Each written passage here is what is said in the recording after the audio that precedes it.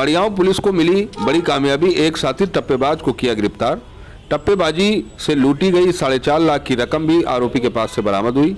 बैंकों में रैकी कर लोगों को बनाता था शिकार, लोगों से लूट व टप्पेबाजी कर नकदी लेकर हो जाता था फरार।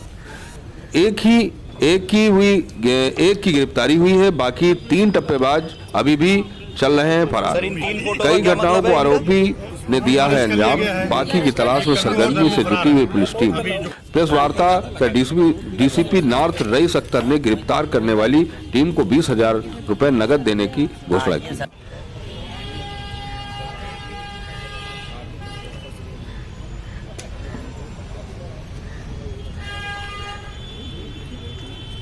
मड़ियाव में जो गिरफ्तारी हुई सर, ये क्या मामला है? ये थाना मड़ियाव में 23 जनवरी को जो टप्पेबाजी की घटना हुई थी, जिसमें 9 लाख रुपए लूटे गए थे, उस सिलसिले में थाना की टीम और क्राइम ब्रांच की टीम ने संयुक्त प्रयास से एक शातिर लुटेरों को गिरफ्तार किया है। इसका नाम रोमी है उर्फ रमाशंकर, जो ओरिजिनली रहने वाला बाराबंकी का है, लेकिन अब वो जा कर के बनारस में बस गया है। इससे पूछताछ की गई तो इस गैंग में 4 लोग थे जिन्होंने इस घटना को कारित किया है, जिसमें कन्नू, मनीष और इसका साथी धर्मू, ये 4 लोगों ने मिल करके 9 लाख की टप्पेबाजी को अंजाम दिया था। इसके अलावा सादतगंज में भी 1 लाख की, गोसाईगंज में 4 लाख की और ताल कटोरा में लगभग 44,000 की लूट टप्पेबाजी करके इन्होंने की थी। और इस घटना को इन्होंने पूछताछ में बताया है और कबूल किया है।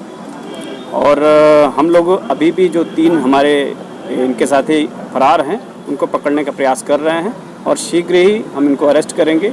इनके पास से लगभग 4,50,000 रुपये की बरामदगी भी हुई है और इनके जो यहाँ अन्य साथी हैं, इनकी हम लोग तलाश कर रहे हैं और शीघ्र ही उनको हम गिरफ्तार करेंगे। सर, ये किस तरीके से घटनाओं को अंजाम देते थे, पहले किस तरीके से रैकी करते थे?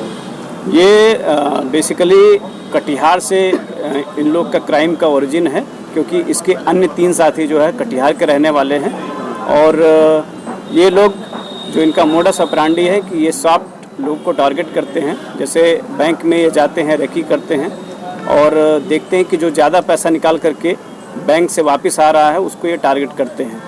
इनका एक साथी वहाँ जाके अंदर रेकी करता है, बाकी यहाँ तुरंत रेडी मोड में रहते हैं। जैसे वो पैसा निकल के आता है, ये लोग पीछे से इसको फॉलो करते हैं और जहाँ पर भी इनको मौका मिलता है, चाहे वो गाड़ी रुकने पर वो पैसा निकालने के समय हो या जब भी ये गाड़ी पे सवार हैं और पैसे पे इनकी पकड़ ढीली है, तब ये पैसा छीन करके फरार होते हैं। इस तरह का ये कार्य करते हैं। सर, यहाँ से सर गिरफ्तारी हुई है?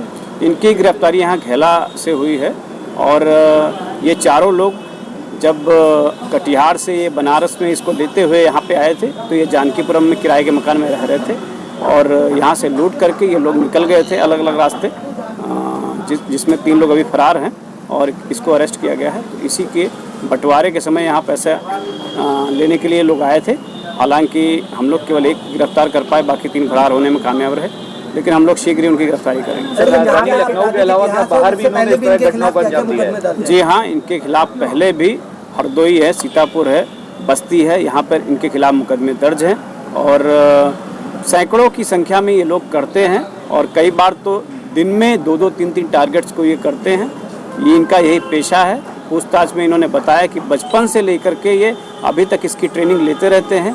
जब भी इनके घर में कोई इस तरह का कार्य होता है, ये मॉडस ऑपरेंडी सबको शेयर करते हैं और इनके सभी साथी इसी काम में लिप्त हैं और इनको यही याद नहीं है कितनी जगह किए हैं। जब पकड़े जाते हैं तो केवल उसी को एक्सेप्ट करते हैं, बाकी ये बहुत घटनाएं किए हैं, लगभग सैकड़ों की संख्या। तो सर, क्या यूपी में ही करते थे? यूपी के बाहर भी ऑल ओवर इंडिया में? नहीं, ये पूरे इंडिया में करते हैं और ज़्यादातर तो ये जहाँ रहते हैं उससे बाहर ही स्टेट को टारगेट करते हैं।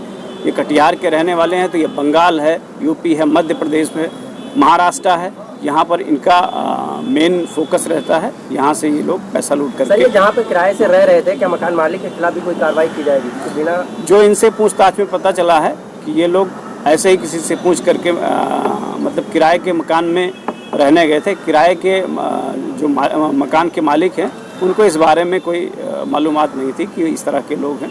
वो तो बस यही बताते हैं कि हम किसी कार्य के सिलसिले में लखनऊ यहाँ आए हुए हैं और ये महीनों रुकते हैं। और सर आगे कई क्या कार्रवाई चल रही है?